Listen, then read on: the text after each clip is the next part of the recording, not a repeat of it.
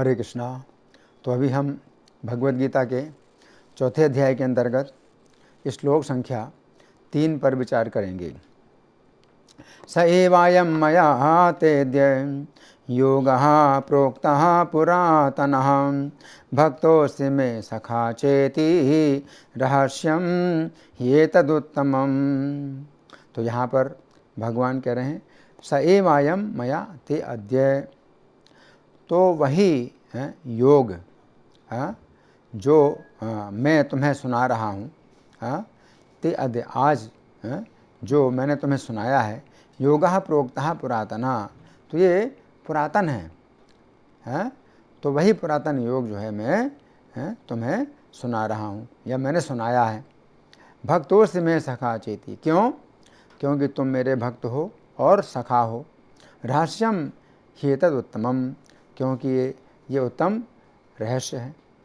चूँकि तुम मेरे भक्त सखा हो और ये रहस्य उत्तम है, इसलिए मैंने आज तुम्हें वही रहस्य सुनाया है जो सूर्यदेव को मैंने प्रारंभ में दिया था। अब हम सुनेंगे प्रभुपाद तात्पर्य में क्या लिखते हैं। श्रील प्रभुपाद की जय। मनुष्यों की 2 श्रेणियां हैं, भक्त तथा असुर। भगवान ने अर्जुन को इस विद्या का पात्र इसलिए चुना क्योंकि वे उनके भक्त थे, किंतु असुर के लिए इस परम गुह्य विद्या को समझ पाना संभव नहीं है। इस परम ज्ञान ग्रंथ के अनेक संस्करण उपलब्ध हैं। इनमें से कुछ भक्तों की टीकाएँ हैं और कुछ असुरों की। जो टीकाएँ भक्तों द्वारा की गई हैं वे वास्तविक हैं, किंतु जो असुरों द्वारा की गई हैं वे व्यर्थ हैं। अर्जुन श्री कृष्ण को भगवान के रूप में मानते हैं, अतः जो गीता भाष्य अर्जुन के पद चिन्हों का अनुसरण करते हुए किया गया है वो इस परम विद्या के पक्ष में वास्तविक सेवा है। किंतु असुर भगवान कृष्ण को उस रूप में नहीं मानते। वे श्री कृष्ण के विषय में तरह तरह की मन गढ़ंत बातें करते हैं और वे श्री कृष्ण के उपदेश मार्ग से सामान्य जनता को गुमराह करते रहते हैं। ऐसे कुमार्गों से बचने के लिए ये एक चेतावनी है। मनुष्य को चाहिए कि अर्जुन की परंपरा का अनुसरण करे और श्रीमद् भगवद गीता के इस परम विज्ञान से लाभान्वित हो।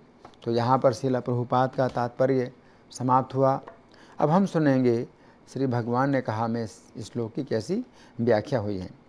इस श्लोक में भगवान भगवद गीता के ज्ञान का महात्म्य बतला रहे हैं तथा अर्जुन की उस विशेष स्थिति का भी वर्णन कर रहे हैं जिसके कारण भगवान ने अर्जुन को गीता का उपदेश दिया है। पिछले श्लोक में भगवान ने बतलाया था कि गीता का ज्ञान प्राचीन काल के राजर्षियों ने सूर्यदेव की परंपरा में प्राप्त किया था, जो काल के प्रभाव से इस समय लुप्त हो चुका है। भगवान की इस बात से अर्जुन के मन में प्रश्न उठा कि श्री कृष्ण ने जिस ज्ञान का उपदेश उन्हें दिया है, क्या ये वही दिव्य ज्ञान है जिसे सर्वप्रथम सूर्यदेव ने प्राप्त किया था तथा जिसे सूर्यदेव की परंपरा में प्राचीन काल के राजर्षियों ने प्राप्त किया? फिर अर्जुन के मन में यह भी प्रश्न उठा कि श्री कृष्ण ने इतना दिव्य उपदेश मुझे क्यों प्रदान किया है, क्योंकि उन श्रेष्ठ राजर्षियों की तुलना में मेरी क्या योग्यता है कि मैं इतना दिव्य उपदेश प्राप्त करूं? इसके अतिरिक्त अर्जुन के मन में यह भी विचार आया कि चूँकि मैं तथा श्री कृष्ण मनुष्यों के समाज में साधारण मनुष्यों के समान व्यवहार कर रहे हैं, अतः हो सकता है कि ये ज्ञान भी साधारण हो।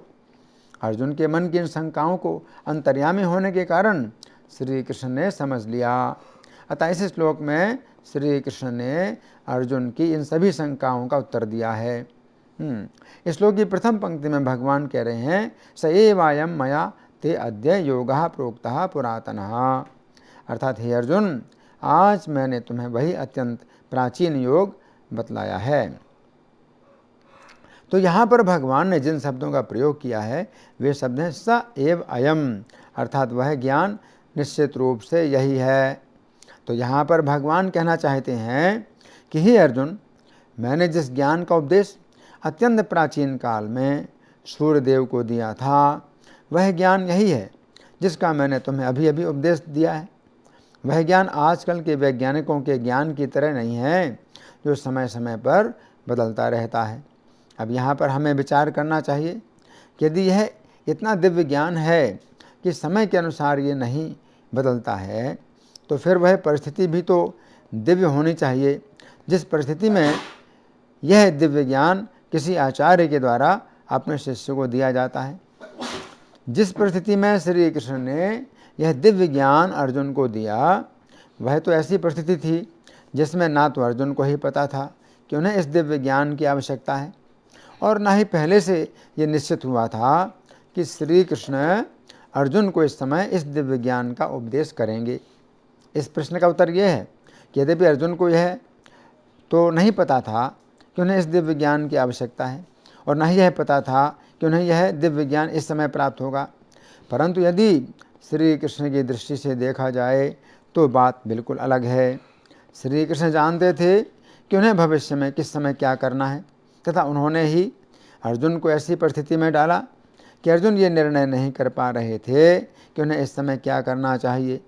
यद्यपि ये ऐसा समय नहीं था कि अर्जुन और श्री कृष्ण एकांत में होते तथा अर्जुन श्री कृष्ण से मनुष्य जीवन के कल्याण के विषय में जिज्ञासा करते, परंतु हमें ये समझना चाहिए कि श्री कृष्ण ने जैसी परिस्थिति में अर्जुन को दिव्य ज्ञान प्रदान किया, उससे ये पता चलता है कि ये दिव्य ज्ञान मनुष्य के जीवन में इतना अधिक आवश्यक है कि कैसी भी परिस्थिति क्यों ना हो, हम इस दिव्य ज्ञान को प्राप्त करने का अवसर ना छोड़ें।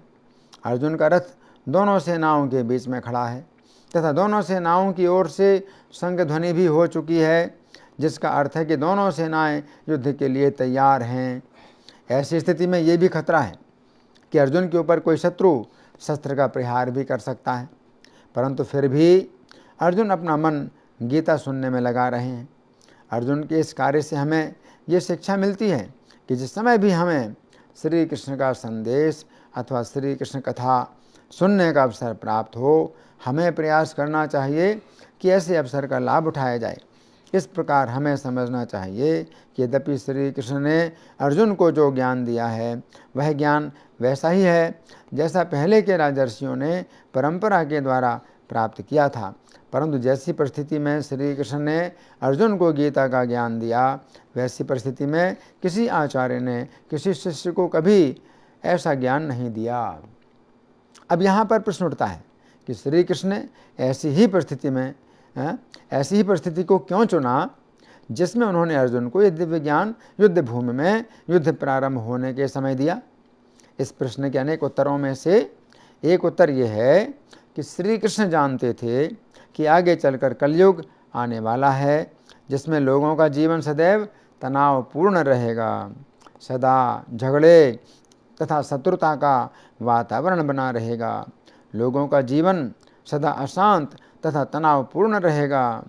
ऐसी स्थिति में लोगों के पास सदा ये कारण बना रहेगा कि ऐसी तनावपूर्ण स्थिति में वे गीता तथा भागवत का संदेश कैसे सुन सकते हैं। गीता तथा भागवत तो केवल उसी समय सुनी जा सकती है जिस समय हमारे पास ना तो कोई कार्य हो और ना ही कोई तनाव हो। श्री कृष्ण ने यही सोचकर युद्ध भूमि में तथा युद्ध के समय अर्जुन को गीता का उपदेश दिया, ताकि अन्य लोगों को फिर ये कारण ना मिले कि वे अपनी तनावपूर्ण स्थिति में गीता का संदेश कैसे सुने। हमें समझना चाहिए कि हमारे बाहर की परिस्थितियाँ चाहे जितनी भी तनावपूर्ण क्यों ना हों, यदि हम श्री कृष्ण की कथा तथा उनका संदेश सुनने में अपना मन लगाते हैं तो बाहर की तनावपूर्ण स्थिति होते हुए भी हमारे मन का तनाव दूर हो जाएगा।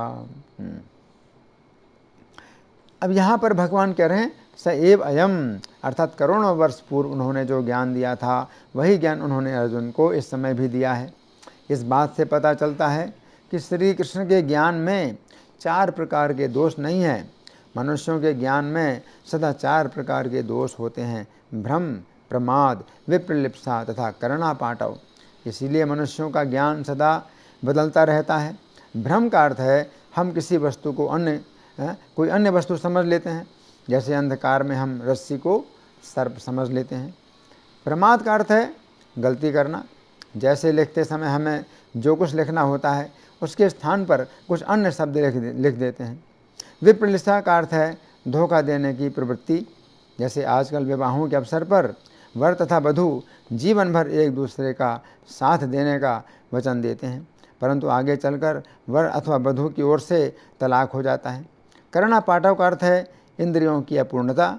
जैसे हमारी आँखों के द्वारा अत्यंत दूर होने के कारण पृथ्वी की तुलना में बहुत बड़ा होते हुए भी सूर्य थाली के बराबर दिखाई देता है। उदाहरण के लिए हम विचार करेंगे कि आधुनिक विज्ञान में परमाणु का सिद्धांत किस प्रकार बदलता जा रहा है। पहले यह बतलाया गया कि परमाणु पदार्थ का इतना छोटा कण है कि उसका विभाजन नहीं हो सकता है। फिर आगे चलकर यह बतलाया गया कि परमाणु विभाजित है। परमाणु के अंदर और भी अनेक छोटे छोटे कण होते हैं जो अत्यंत गतिशील हैं, परंतु जिनकी गति सदा एक ही दिशा में होती है। फिर आगे चलकर ये बतलाया जा रहा है कि परमाणु के अंदर जो अत्यंत छोटे छोटे कण हैं वे अलग अलग दिशाओं में गतिशील हैं तथा वे दिशाएं भी निश्चित नहीं हैं। तो यहाँ पर भगवान अर्जुन से कहना चाहते हैं कि हे अर्जुन, जिस प्रकार आज के विज्ञान में परमाणु का सिद्धांत सदा बदलता रहता है, उस प्रकार गीता का सिद्धांत नहीं बदलता है। तो यहाँ पर भगवान कह रहे हैं कि हे अर्जुन, आज मैंने तुम्हें वही पुरातन योग बतलाया है। यद्यपि पुरातन शब्द का सामान्य अर्थ है प्राचीन, परंतु इसका एक विशेष अर्थ भी है, वो है सृष्टि के प्रारंभिक काल का। इसके अतिरिक्त योग शब्द के अनेक अर्थों में से एक अर्थ है किसी महत्वपूर्ण वस्तु अथवा मशीन की प्रयोग विधि। इस प्रकार पुरातन योग का अर्थ हुआ वो विधि जो इस सृष्टि के प्रारंभ में उस समय बतलाई गई थी जिस समय मनुष्य का जीवन प्रारंभ हुआ था कि मनुष्य जीवन का किस प्रकार प्रयोग किया जाए। तो हमें समझना चाहिए कि जिस प्रकार जब कोई मशीन बनाई जाती है तो उस मशीन का किस प्रकार प्रयोग करना है वो विधि भी बतलाई जाती है तथा इस प्रयोग विधि की एक पुस्तक भी होती है। उसी प्रकार मनुष्य जीवन जिस समय प्रारंभ हुआ था उस समय श्री कृष्ण ने मनुष्य जीवन का किस प्रकार प्रयोग करना है वो विधि भी बतलाई थी, वही भगवत गीता है। अब यहाँ पर श्री कृष्ण कह रहे हैं कि हे अर्जुन, सृष्टि के प्रारंभ में मनुष्य जीवन का प्रयोग करने की जो विधि मैंने बतलाई थी वही विधि मैंने तुम्हें आज बतलाई है। यदि किसी मशीन की प्रयोग विधि को बिना जाने हम उस मशीन का प्रयोग करते हैं तो अच्छा परिणाम प्राप्त होने के स्थान पर कोई बड़ी दुर्घटना भी हो सकती है। उसी प्रकार यदि हम गीता के सिद्धांतों को जाने बिना मनुष्य जीवन का मनमाने ढंग से प्रयोग करते हैं तो मनुष्य जीवन में ऐसी दुर्घटना भी हो सकती है कि हम नरक में गिर सकते हैं अथवा हमें पशु पक्षियों का भी शरीर प्राप्त हो सकता है। इस श्लोक की अगली पंक्ति में भगवान कहते हैं भक्तो असि में सखा च इति, अर्थात तुम मेरे भक्त हो तथा सखा भी हो। तो भक्त शब्द के अनेक अर्थों में से एक अर्थ है अनुरक्त। यहाँ पर श्री कृष्ण अर्जुन से कह रहे हैं कि हे अर्जुन, तुम मेरे भक्त हो। इसका अर्थ है कि अर्जुन सदा श्री कृष्ण में ही अनुरक्त रहते हैं। गीता 12:14 में श्री कृष्ण कहते हैं कि जो व्यक्ति अपने मन तथा बुद्धि को उन्हें अर्पित कर देता है ऐसा भक्त उन्हें प्रिय है। यदि हम अर्जुन के आचरण के विषय में विचार करें तो हम देखते हैं कि अर्जुन अपने मन के द्वारा सदैव श्री कृष्ण का ही चिंतन करते रहते हैं तथा अपनी बुद्धि के द्वारा जो भी निर्णय लेते हैं वे निर्णय भी श्री कृष्ण के निर्णय के ही अनुसार होते हैं।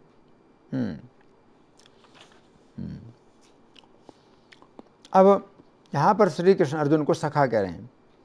तो संस्कृत शब्दकोश में बतलाया गया है सम प्राणः सखा मतः, अर्थात सखा उस व्यक्ति को कहा जाता है जो अपने ही समान प्राण वाला हो।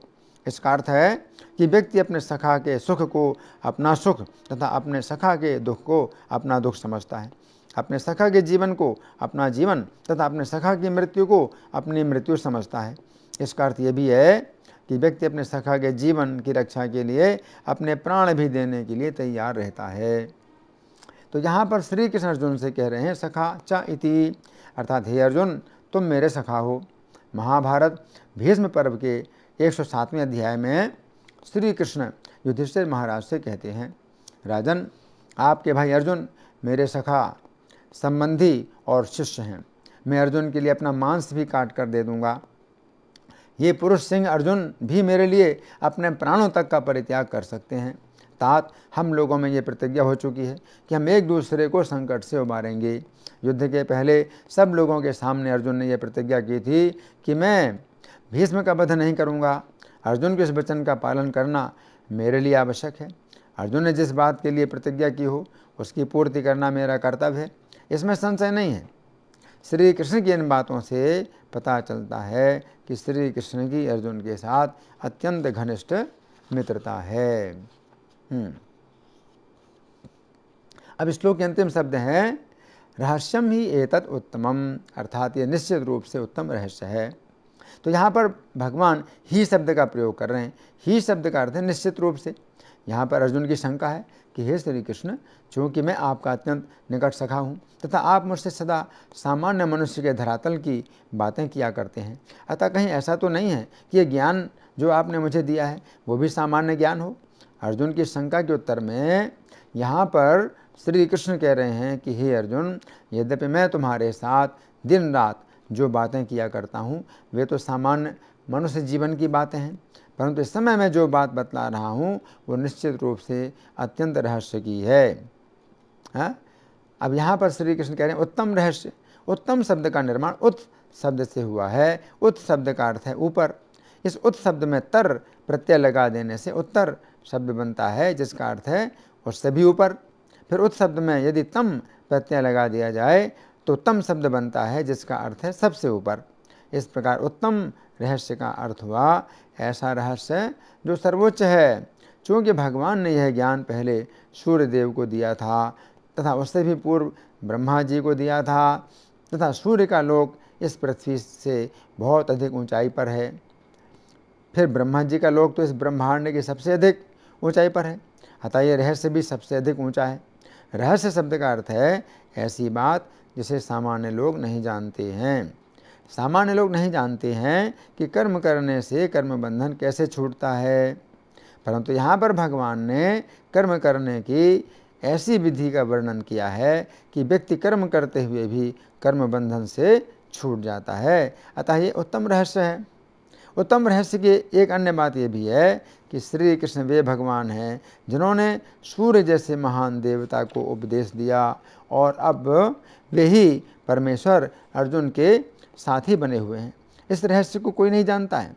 श्री कृष्ण ही सर्वोच्च ज्ञान के आदि उपदेष्टा हैं।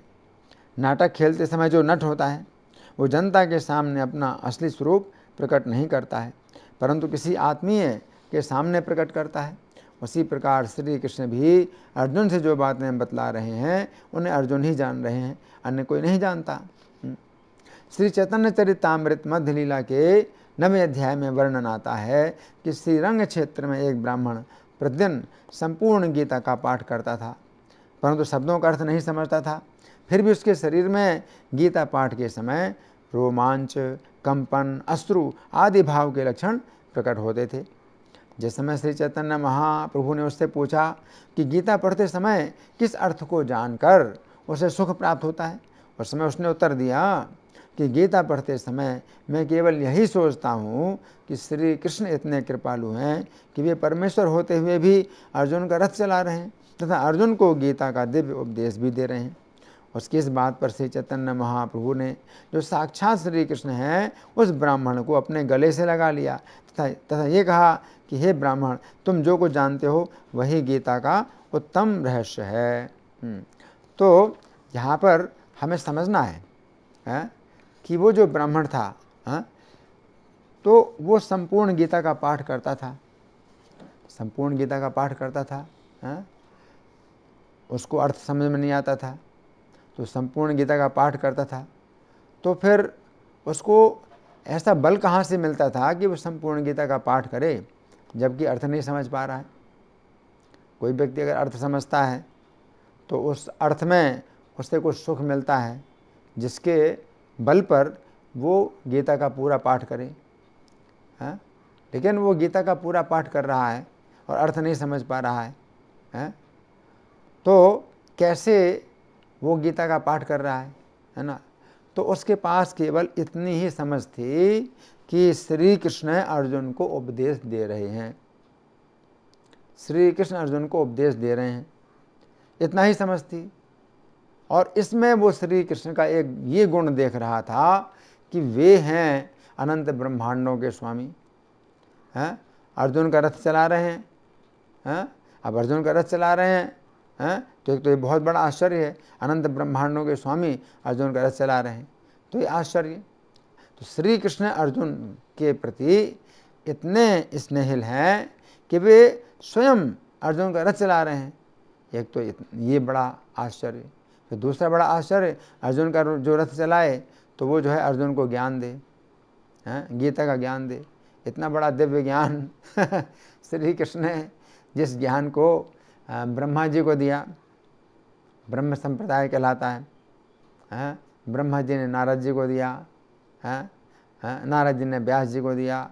अब अर्जुन के यदि हिसाब से देखा जाए, अर्जुन के अगर धरातल से देखा जाए तो ब्रह्मा जी का धरातल कितना ऊंचा है, अर्जुन सोच भी नहीं सकते। नारद जी का धरातल कितना ऊंचा है, नारद जी आते हैं, तो अर्जुन के लिए जो है बड़े सौभाग्य की बात होती कि नारद जी का दर्शन हुआ है। लेकिन भगवान ने नारद जी को भी ये ज्ञान नहीं दिया, ब्रह्मा जी को दिया, ब्रह्मा जी से नारद जी को प्राप्त हुआ है। और व्यास जी, तो नारद जी से व्यास जी को ज्ञान प्राप्त हुआ है। और ये व्यास जी भी जो है यदि अर्जुन के सामने आते हैं तो अर्जुन अपना सौभाग्य मानते हैं कि इन महर्षि का दर्शन हो गया।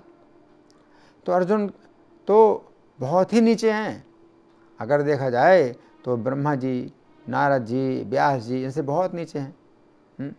और ऐसे अर्जुन के साथ श्री कृष्ण उनका रथ चलाएं, जो ब्रह्मा जी से भी ऊपर, ब्रह्मा जी के भी परमेश्वर, ब्रह्मा भी जिनका दर्शन नहीं कर पाते, उनको भी जो है दुर्लभ है श्री कृष्ण का दर्शन।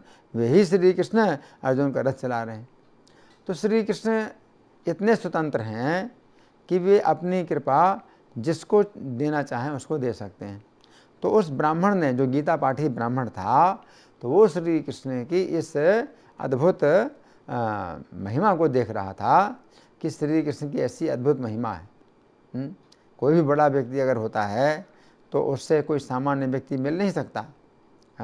अगर कोई सामान्य व्यक्ति मिलना चाहता है तो उसके नीचे जो ऑफिसर होता है, उसके भी नीचे कोई ऑफिसर, उसके भी नीचे कोई ऑफिसर, उसके भी नीचे कोई ऑफिसर, उससे बात करनी पड़ती है। कोई सामान्य व्यक्ति कैसे मिलेगा इतने बड़े आदमी से?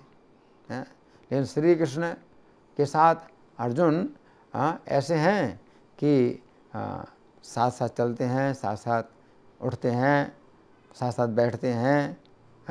अर्जुन इतने जो है निकट हैं श्री कृष्ण के कि श्री कृष्ण को अर्जुन का रथ चलाने में भी खुशी होती है। तो इतने प्रिय।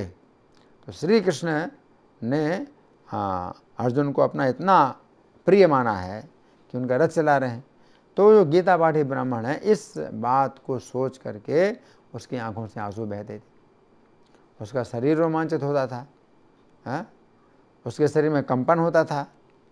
तो गीता का पूरा पाठ करता था, तो अशुद्ध पाठ कर रहा है, लेकिन तो अभी तो यहाँ पर क्या है, भगवान जो कह रहे हैं, भक्तों से मैं सखा चेती, कि तुम मेरे भक्त हो, मेरे सखा हो, इसलिए मैं तुम्हें ये ज्ञान दे रहा हूँ। तो श्री कृष्ण इस ज्ञान को अर्जुन को प्रदान कर रहे हैं। तो ब्रह्मा जी को जब भगवान ने ज्ञान प्रदान किया था, तो 4 श्लोकों में श्रीमद् भागवत का उन्होंने ज्ञान दिया था। और ब्रह्मा जी ने बहुत तपस्या की थी, तब भगवान ने उनको भागवत का 4 श्लोकों में ज्ञान दिया था। तो वही भगवान जो है अर्जुन को इस समय गीता का ज्ञान दे रहे हैं, है ना। और फिर दूसरा आश्चर्य ये है कि पहला आश्चर्य है कि अर्जुन का रथ चला रहे हैं, और दूसरा आश्चर्य है कि अर्जुन को ज्ञान दे रहे हैं।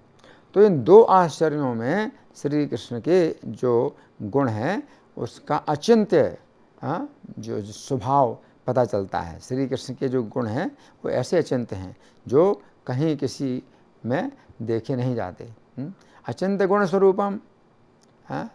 तो किसी श्री कृष्ण का कोई भी एक गुण लेकर के कोई व्यक्ति इतना प्रसन्न हो जाता है कि उससे फिर बड़े से बड़े दुख में भी उसको जो है बाधा नहीं होती, बड़े से बड़े दुख में भी उसको बाधा नहीं होती है।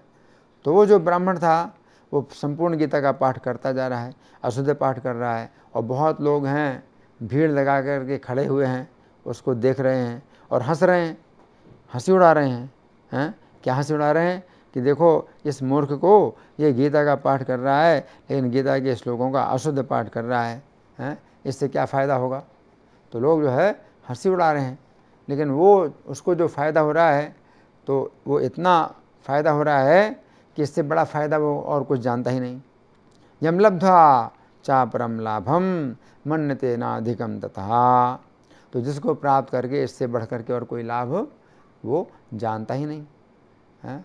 तो लोग तो सोचते हैं गीता पाठ से इसको क्या फ़ायदा होगा, अशुद्ध पाठ कर रहा है, इसको अर्थ भी समझ में नहीं आ रहा है, लेकिन उसको जो फ़ायदा हो रहा है उस अशुद्ध पाठ में भी है, तो वो इतना फ़ायदा हो रहा है कि उससे बढ़ करके और कोई फ़ायदा वो मानता ही नहीं। यस्मिन् स्थितो न दुःखेन गुरुणापि विचाल्यते। और इस आनंद में स्थित होकर के वो बड़े भारी दुख से भी विचलित नहीं होता है। तो लोग इतना जो है उसके ऊपर छींटाकशी कर रहे हैं, लेकिन वो जो है विचलित नहीं हो रहा है, वो बहुत प्रसन्न हो रहा है। और चैतन्य महाप्रभु ने उस ब्राह्मण से पूछा कि तुम किस अर्थ, गीता के किस अर्थ को समझ करके इतने सुखी हो रहे हो। तो उसने बता दिया कि मैं तो अशिक्षित हूँ, मेरे गुरु ने जो है मुझे आदेश दिया है कि मैं रोज़ गीता का पाठ किया करूँ। तो मैं गीता का अर्थ नहीं जानता, श्लोकों का अर्थ नहीं जानता, इतना ही जानता हूँ कि श्री कृष्ण अर्जुन को गीता का उपदेश दे रहे हैं और उनका रथ चला रहे हैं, है ना। और इसी में ही मुझको पूरा जो है आनंद प्राप्त हो रहा है। तो गीता के श्लोक पढ़ते समय अगर कोई व्यक्ति इतना भी अगर सोचता है तो उसके पाठ में जो है फिर पूरा लाभ है, उसके पाठ का पूरा लाभ है ना।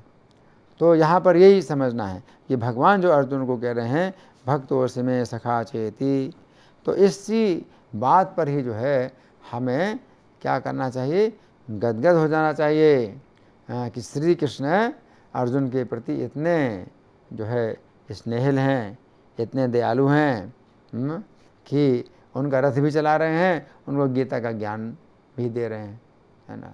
और अर्जुन का भी श्री कृष्ण के प्रति इतना स्नेह है कि जब युद्ध के लिए द्वारका गए थे अर्जुन सहायता मांगने के लिए, और श्री कृष्ण ने कहा कि दो चुनाव हैं, अर्जुन के लिए दो चुनाव हैं, या तो अर्जुन 10 करोड़ सैनिकों की सेना ले लें, ये बड़े बलवान शस्त्रधारी गोप हैं, तो 10 करोड़ गोपों की सेना है, अथवा मैं रहूँगा, या तो मुझे ले लो, लेकिन मैं युद्ध नहीं करूँगा, मैं तो केवल विजय के लिए केवल सुझाव दूंगा, विजय के लिए केवल मंत्रणा दूंगा, है ना।